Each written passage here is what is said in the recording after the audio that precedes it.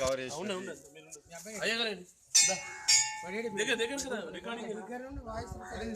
అవును.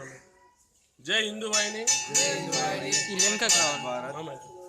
హిందూ వాహిని ఆధ్వర్యంలో ఈరోజు శ్రీ వైకుంఠ ఏకాదశి సందర్భంగా ఆరుమూరులోని రాజారాంనగర్లోని శ్రీ శివాలయంలో ఈరోజు హిందూ వాహిని స్వచ్ఛ భారత్ 73వ వారం విజయవంతంగా ముగించుకున్నాము. అలాగే ఈ శివాలయం ఆలయ కమిటీ మెంబరు నారాయణ గారు, పంతులు గారు, అలాగే ఇక్కడ ఉన్న కాలనీవాసులు కూడా చాలా మద్దతుగా విజయవంతం చేశాం. అలాగే రానున్న వారాలు కూడా అన్ని హిందూ దేవాలయాలకు కూడా హిందూ వాహిని స్వచ్ఛ నిర్వహిస్తాం.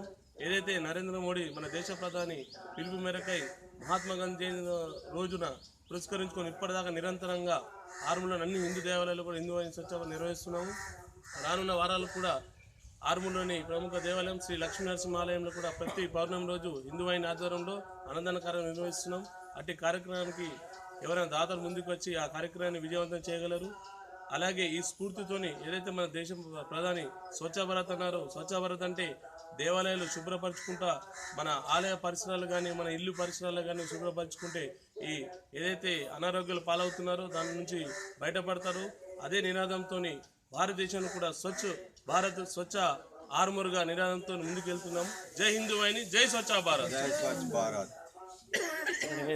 ఫోటో వేసుకో అట్లనే ఫోటో ఈ ఫోటో గుర్తుంటే ఫోటో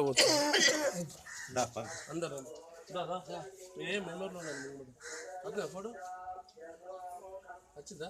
వచ్చింది. జై స్వచ్ఛ భారత్, రికార్డింగ్ జై స్వచ్ఛ భారత్.